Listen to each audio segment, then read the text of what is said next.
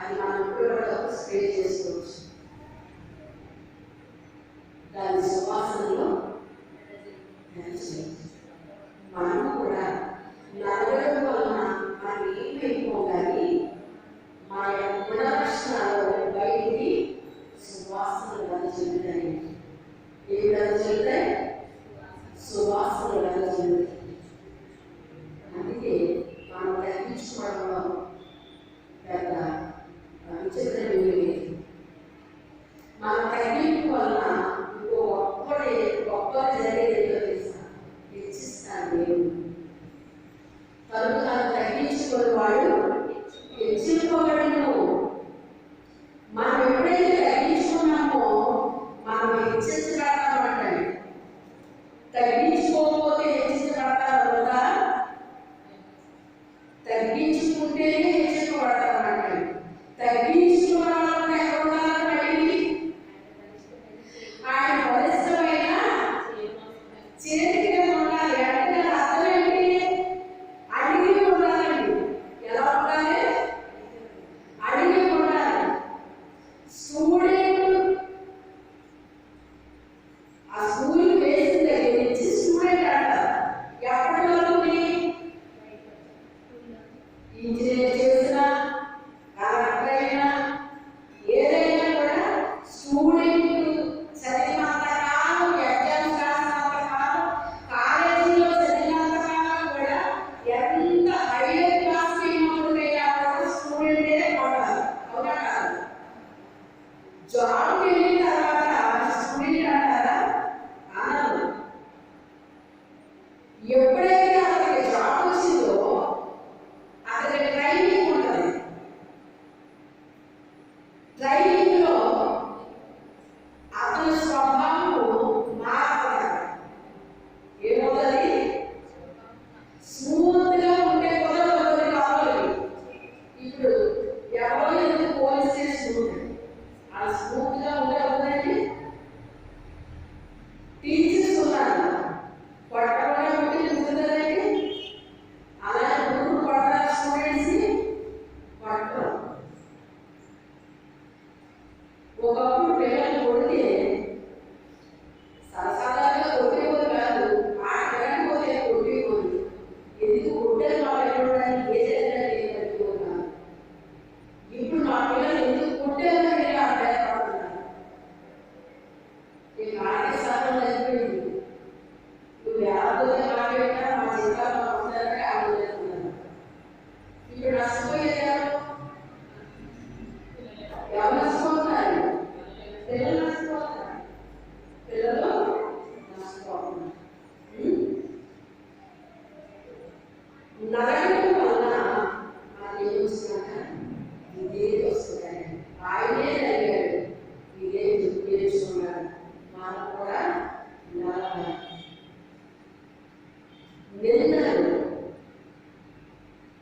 నింద అనుభవిస్తేనే ఎక్కడగా గమనించుకొని వెళ్ళాలి అంటే ఏమొస్తాడు? నింద వస్తుంది. ఆ స్త్రీలు రెండు రకాలుగా సిద్ధపడి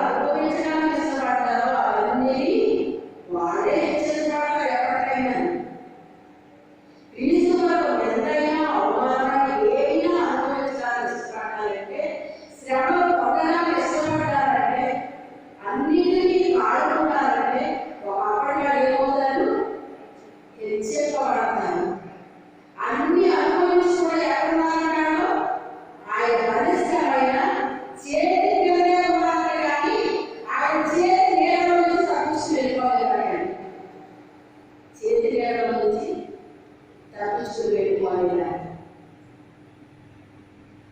ఆయన చేతి నీడలోనే అనుకోవాలి. ఎక్కడ ఉండాలి? ఆయన చేతి క్రింద, అంటే అడిగి ఉండడానికి సాదృశ్యం అన్నాడండి. హాగా వెళ్ళిపోవాలంటే ఏం మాట్లాడింది దూత? ఆయన చేతి క్రింద నీ యజమానురాలైన శారా చేతి క్రింద అడిగి ఉండాలి. నువ్వు దాసురాలి, నువ్వు యజమానురాలి కాదు.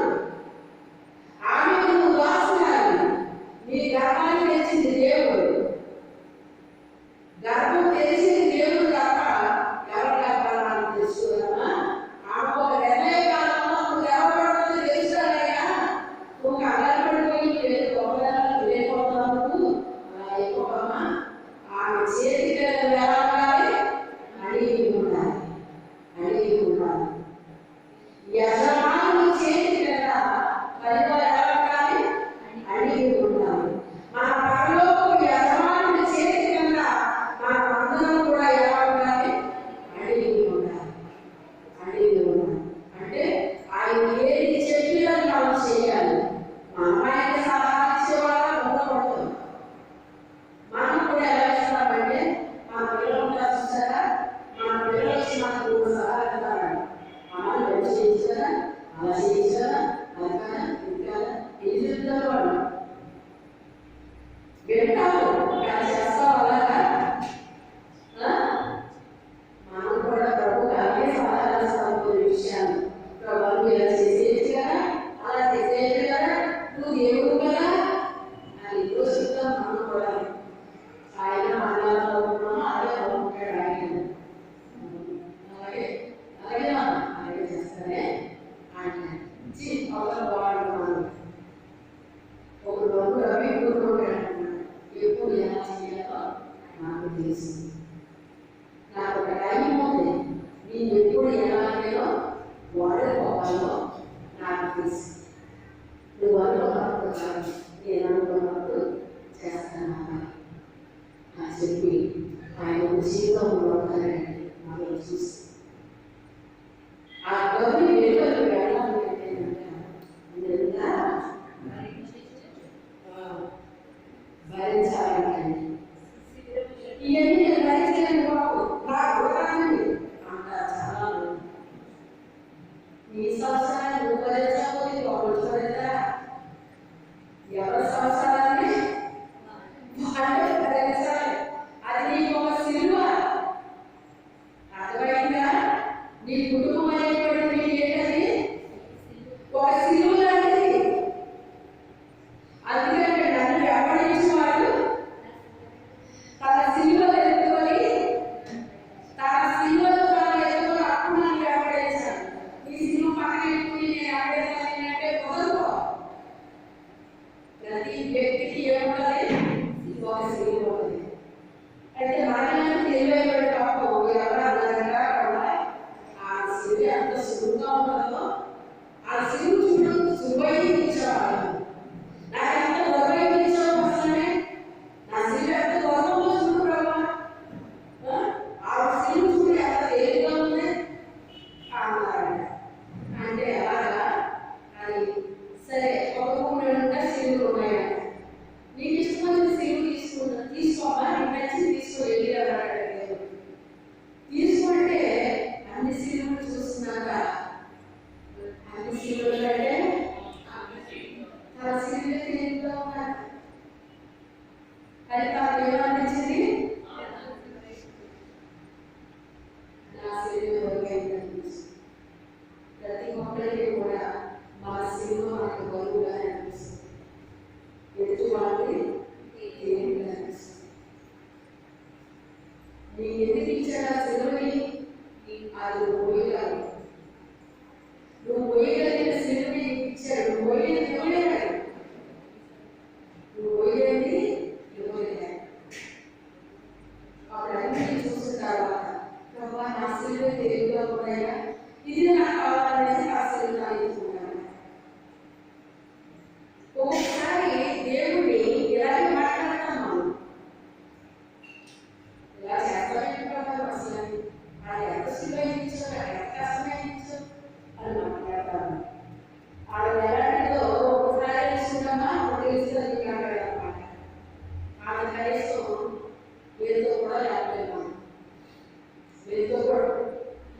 లేవలేమో.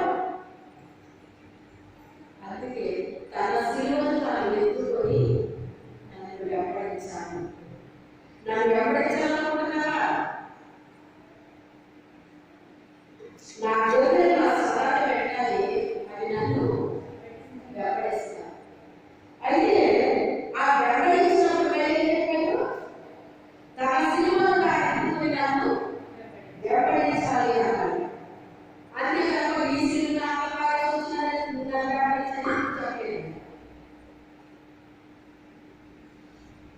వెంబడించాలి. నిలువ మీద పట్టడం మన ఇక్కడ లేదు, కానీ ఉండబోతున్న దాని కోసం ఎదురు చూస్తున్నాము. మనందరూ ఏమవుతున్నాము?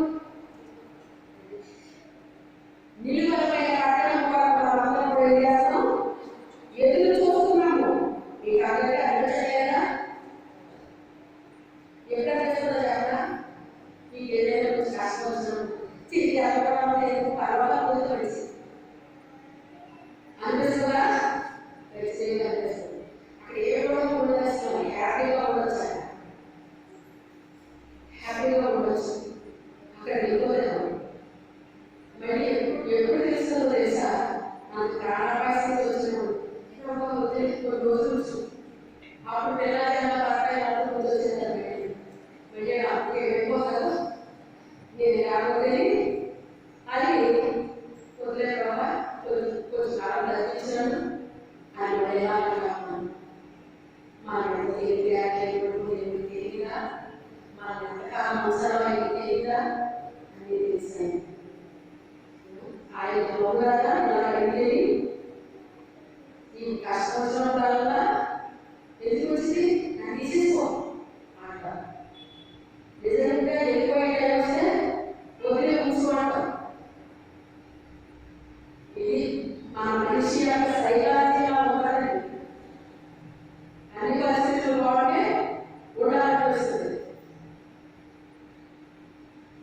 నిలువమైన పట్టడం మన దగ్గర లేదు, కానీ దానికోసం మనం ఏం చేస్తున్నామంట?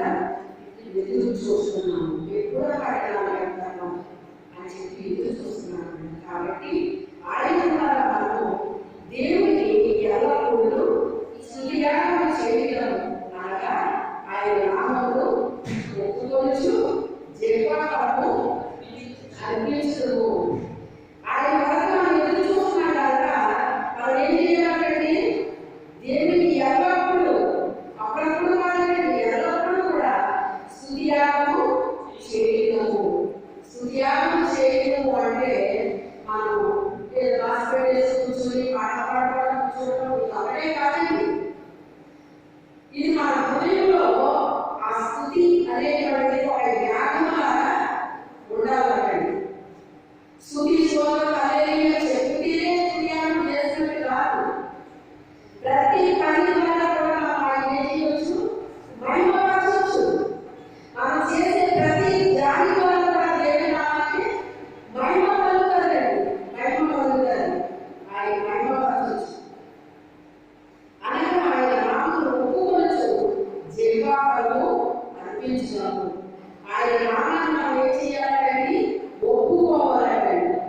క్రీస్తు మన కొరకు చనిపోయాడని మనం ఒప్పుకోవాలి. ఆయన తిరిగి లేచాడని మనం ఒప్పుకోవాలి. ఆయన వస్తాడని మనం ఒప్పుకోవాలి. మనం తీసుకెళ్తాడని మనం ఒప్పుకోవాలి. ఇదంతా కూడా ఒప్పుకోవాలండి. మనం అంగీకరించాలి. ఎవరైనా అంగీకరించిన వాళ్ళందరికీ ఆయన పిల్లలకే అధికారం ఇచ్చేసాడు దేవుడు. ఒప్పుకొనుచు జీవఫలము అర్పించుటకు. జీవఫలం అంటే ఏంటి? మాట్లాడడం, దేవుడి వారు మాట్లాడడం, బోధించడం, సువార్త ప్రకటించడము, సాక్షి ఇవ్వడము, పాటలు పాడడము, ప్రార్థన చేయడము, ఇలా ఏదో ఒకటి మనం ఏం చేయాలంట? అర్పించాలండి. ప్రతి దినము కూడా లేవగానే దేవుడికి మన స్వరాన్ని వినిపించాలంట. దావీదు గొప్ప మహారాజు అసలు అందరికంటే ముందు నా ప్రార్థన ఇవ్వడానికి నేను హాస్పిటల్ కూర్చున్నాను. కావాలి వారు ఉదయం కొరకు కనిపెట్టాడంటే నా ప్రాణం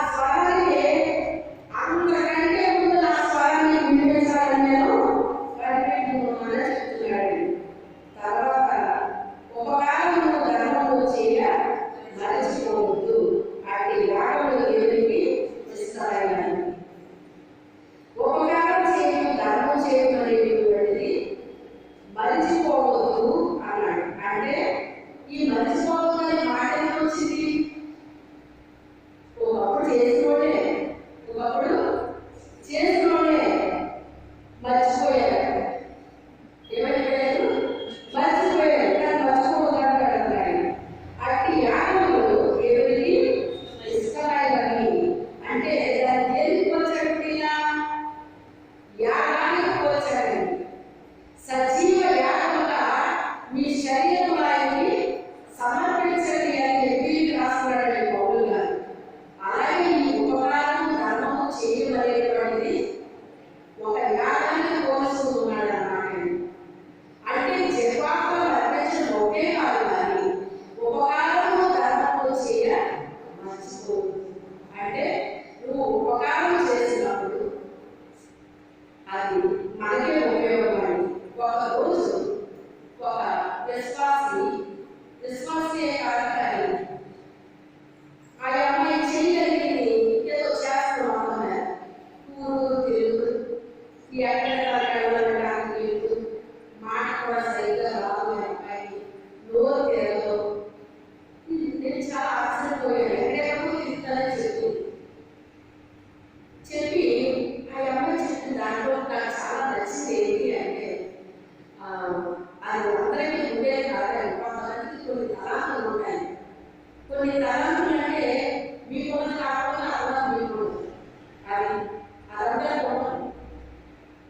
ఆ అమ్మాయి ఎవరికి బాగాలేదు, ఏ సేవకు బాగాలేదంటే ఆ దగ్గరికి వెళ్ళిపోయి ఆకర్షిస్తారండి.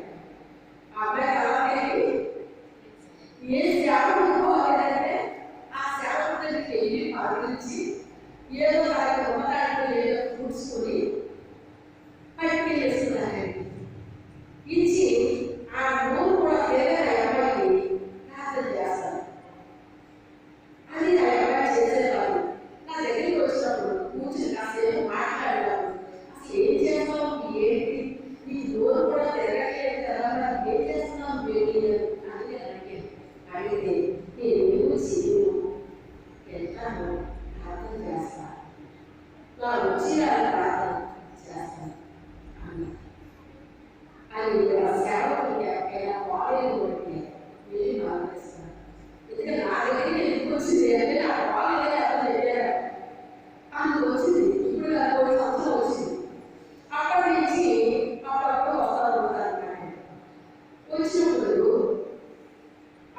వాళ్ళ అమ్మాయికి చెయ్యి విరిగిపోయినాక పడిపోతుంది. చెయ్యి విరిగిపోయినప్పుడు అది ఆపరేషన్ చేయాలి అని చెప్పేసి రమ్మంటే వచ్చినాక అనిపించింది ఇలాగే చెప్పింది. సరే అని చెప్పేసి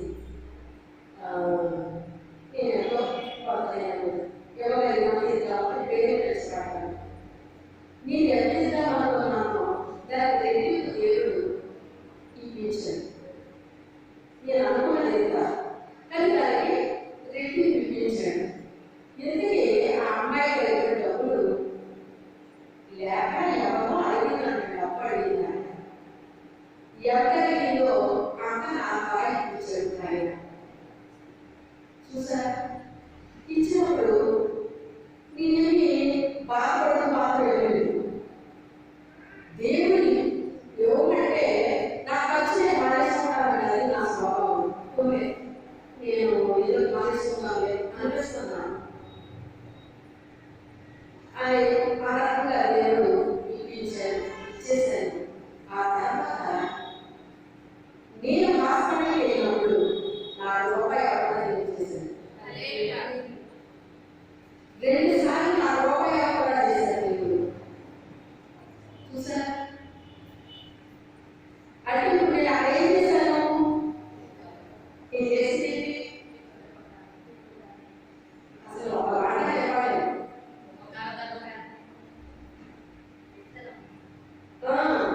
అంటే ధర్మం అనుకోవచ్చు, ఉపకారం కాదని ధర్మం అనుకోవచ్చు. అదే కదా, ధర్మం అంటే చేసుకున్న తిరిగే బయట, ఉపకారం అంటే నీకు అన్నది. అర్థమైంది కదా. చూడండి, సౌలు దానిని చంపాలని పలుమార్లు ప్రయత్నం చేస్తే దేవుడు తప్పించేశాడు. సౌలు చంపే అవకాశం దానికి వచ్చినప్పుడు దాని అతను చంపలేదు. అప్పుడు ఏమన్నాడు సౌలు, నువ్వు నాకు ఉపకారం చేశావు. అది ఉపకారం అంటే వేరు, ఇది ధర్మంలో వస్తుంది. ఎప్పుడైతే ఇప్పుడు నాకు ఇచ్చింది కూడా అదే ఇచ్చాడు దేవుడు. చిన్న వల్ల భయపడకు, దేవుడు తన రాజ్యం అనుగ్రహించడానికి ఇష్టమైంది మీకు కలిగినది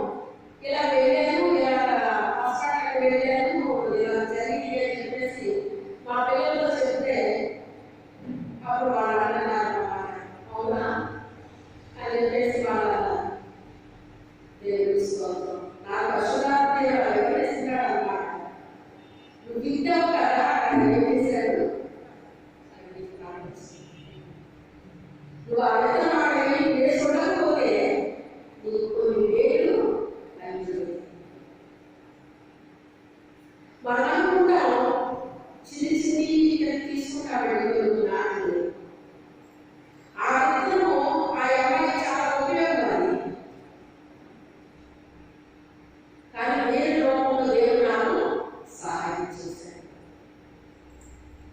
మనం ఎలాగ సహాయం చేస్తే మనకు అలాగే ఇంకో దేవుడు మనకు సహాయం చేస్తాడు. అలా చెప్పి నాకు ఉపయోగపడదు, నాకు ఉపయోగపడదు, నువ్వు నాకు చెయ్యి, ఇలా నేను ప్రార్థన చేయలేదు, అలా చేయలేదండి నేను. కానీ దేవుడు నాకు సహాయం చేశాడు. ఆయన కార్యాలు ఆశ్చర్యం. ఆయన యాగాలు మాట్లాడాడు. ఏం మాట్లాడాడు? ఆయన యాగాలు ఆయన మర్చిపోకుండా అంటే ఒకప్పుడు చేశాను మర్చిపోకే అంటే మనం జ్ఞాపకం చేస్తాం కొన్ని విషయాన్ని. ఇదివరకు ఇలా చేసేవాడిని చేయలేదు, మర్చిపోకే ఇలా చెయ్యి అని చెప్తాం మనం పిల్లలకి. మన తండ్రి కూడా కొన్ని మనం మర్చిపోతే మనకు చెప్తాడు ఆయన, మనకు చెప్తాడు ఆయన. ఒక కాలం యాగం చేయమని ఆయన బయటకు వస్తున్నాడు. మనం జన్మకాలం అర్పిస్తూ ఉన్నాం, వాటితో పాటు కూడా చేయమని చెప్తున్నాడు. మీ బయట నాయకులుగా ఉన్నవాటి వాళ్ళని పిలిపించి యాగం గురించి వాళ్ళు ఏం చేయాలి? లెక్క చెప్పాలి. అందుకని వాళ్ళ దుఃఖంతో ఆ పని చేయకూడదు. మీ పైన నాయకులుగా ఉన్న వారు లెక్క చెప్పవలసిన వారి మీ యాగములు కాయించుకున్నారు. వారి దుఃఖంతో ఆ పని చేసేయాల మీకు నిష్ప్రయోజనము. వాళ్ళు సంతోషంతో మీ ఆత్మల కాయాలి కానీ దుఃఖంతో ఏమనే కాయకూడదు. దుఃఖంతో మీ ఆత్మల కాశారు అంటే మీకు నిష్ప్రయోజనం అయిపోతుంది. మీకు నిష్ప్రయోజనం అయిపోతుంది కనుక దుఃఖంతో కాక ఆనందంతో చేయనట్లు వారి మాట విని వారికి లోబడి. అసలు మనిషికి నచ్చలేదు. అవునా కదా? లోబడమ్మా అంటే ఏది లోబడాలి? నేను అందరూ గొప్ప చెప్పండి. ఈరోజు ఇదే మాట్లాడుతున్నాం. అవునా కాదా? లోబడడం అంటే అది ఎంత విలువైందో మీకు తెలుసా? అసలు చాలా విలువైంది. మా తల్లిదండ్రులు బ్లెస్సింగ్స్ మేము పోయేంతవరకు మేము పోతున్నామండి. తెలుసా మీకు? వాళ్ళు చనిపోయేంత వరకు వాళ్ళ దీని ఆశీర్వాదం మేము పొందుతున్నామండి. ఎందుకు పొందుతున్నాం? వాళ్ళని మేము లోపడ్డాము, ఇదైతే చూపించాము, వాళ్ళని ప్రేమించాము. వాళ్ళని మా తల్లిదండ్రుల కంటే ఎక్కువ మేము ప్రేమించామండి. మేము అనే కంటే నేను అని చెప్పుకోవడం నా మాట నా విషయం చెప్పుకోవాలి కదా. మిగిలిన మా సంగతిగా ఆలోచించండి. నా మట్టు నేనైతే నా తల్లిదండ్రుల కంటే ఎక్కువ నేను ప్రేమించిన ఆత్మీయ తల్లిదండ్రులను ప్రేమించాను. అలాగే నా తల్లిదండ్రులు తప్పుగా చూడండి, వాళ్ళకి ప్రేమించాను. అంతకంటే ఎక్కువ ఆత్మీయ తల్లిదండ్రులు ప్రేమించాను. ఎందుకు చేసిన వాళ్ళ ఆత్మీయంగా నన్ను అంగీకరించిన. అంతే ఆయన దాన్ని చాలా విలువని చెప్తున్నాడు ఇక్కడ. ఆయన మీ ఆత్మలను కాస్తున్నారు. వాళ్ళు ఆత్మ కాయపడ్డ సింహడుకుంటున్నారా? దుష్టుడు వచ్చి వాళ్ళని ఎత్తుకుని వెళ్ళిపోతారు. తోడువేళ్ళు వస్తాయండి, తోడేళ్ళు వస్తాయట. సాధారణ వరకు దొరుకుతారండి. వాళ్ళ ఆత్మీయంగా మనం పెంచుకుంటే ఒక విత్తనం వేస్తాం, అది మొలకెత్తుతుంది. మన కళ్ళ ముందు రోజు దాన్ని వచ్చేస్తే మనకు ఎలా ఉంటుందండి? చెప్పండి చెప్పండి. అది ప్రాక్టికల్గా నాతో చేయించాడండి దేవుడు. ముందు శరీర సహాయం చేశాడు, ఆత్మ సహాయం చేసి ఆలోచించాడండి దేవుడు. నేను తినేసి నేను భూమిలో దాటి మొక్కలు వచ్చి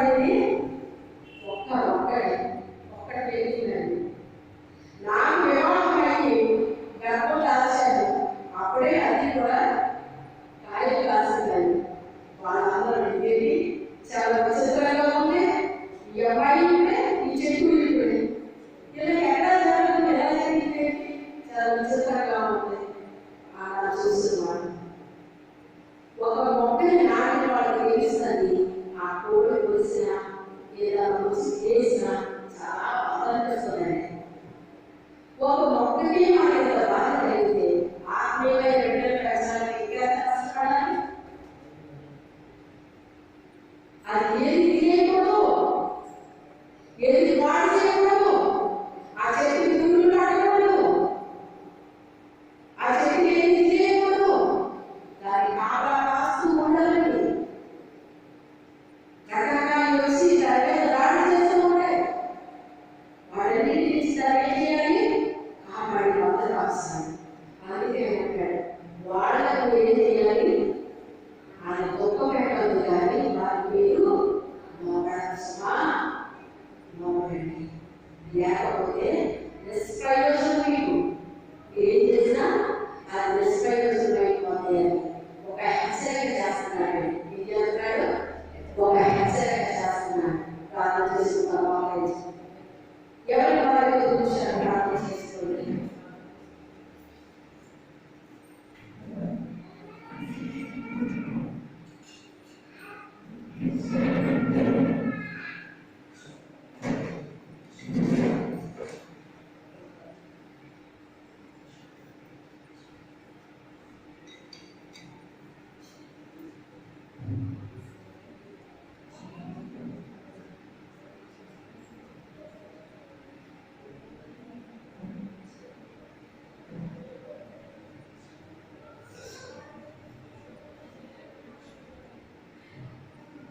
స్తోత్రమైన స్తోత్రుడని స్తోత్ర ప్రభా స్తోత్రమైన స్తోత్రుడని పరిశుద్ధ ఎంతమంది ప్రభా నాతో అందరితో మీరు మాట్లాడారు.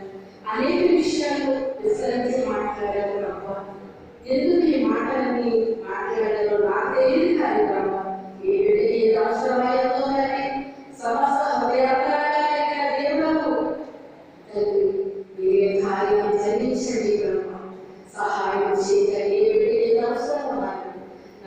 మీకు తెలుసు తండ్రి. నాయన వారి జీవితాల్లో కుటుంబాలు మీరు కార్యాలు జరిగించండి. ప్రభా వీళ్ళకి సహనము, ఓర్పు, దీర్ఘశాంతము అనుభవించడానికి కావాల్సిన శక్తి, శ్రమలు అనుభవించడానికి కావాల్సిన నా తల్లి బలమును శక్తిని అనుగ్రహించడానికి సహాయం చేయండి. ఈ బలీమైన హస్తం క్రింద దేన మనస్సులైన తగ్గింపు కలిగి జీవించడానికి సహాయం చేయండి ప్రభా. మీకే స్తోత్రాలు మొదలాడతాము. నా తల్లి నా తల్లి నా తల్లి జీవాత్మలు అర్పించినట్టు నా తల్లి ఉపకారం చేయవచ్చుకోకంట నా తల్లి. ఏసయ్యా మీకే స్తోత్రాలు తల్లి వందనాలు. పరిశుద్ధాత్మదేవుడా మీకే వేలాది వందనాలు స్తోత్రాలు. సూర్యులకు మాత్రుడ స్తోత్రాలు కూడా మీ వందనాలు స్తోత్రాలు. దైవ ప్రభా కృపగా తండ్రి మీకే వందనాలు స్తోత్రాలు. సూర్యులైన పరిశుద్ధాత్మదేవా మీకే వందనాలు స్తోత్రాలు. సూర్యులకు మాత్రుడ స్తోత్రాలు కూడా మీ వందనాలు స్తోత్రాలు. అయ్యా మీ యొక్క పైన మిమ్మల్ని కాసే నా ప్రభా ఆయన కాపరి ఏ రీతిగా లోబడి ఉంటారు, ఈ రీతిగా చూపించారు ఆయన మాట్లాడి ప్రతి విషయంలో కూడా మీరు చెప్పినట్టుగా చేసే బిడ్డలుగా ఉండడానికి సహాయం చేయండి. అన్నిటి మటుకు మీరే వారిగా ఉంది. ఆయన మమ్మల్ని మోసం చేసుకోకూడదు. మేము దాని ప్రకారంగా జీవించే వాక్యాన్ని మేమందరం కలిగి ఉండడానికి సహాయం చేయండి ప్రభా. ఈరోజు భర్తగా విషయంలో ప్రార్థిస్తున్నాం తండ్రి. ఆ బిడ్డ బాధ్యతగా ఆ బిడ్డ నుండి స్వస్థపరచగలిగినాను. మీ గాయపడిన హస్తం లేదండి, రక్షణానికి దయచేయండి, సహాయం చేయండి. పరిశుద్ధాత్మదేవుడా మీరే కార్యం చేయండి. దైవ తండ్రి కృపణమైన మీకే స్తోత్రాలని వందనాలు.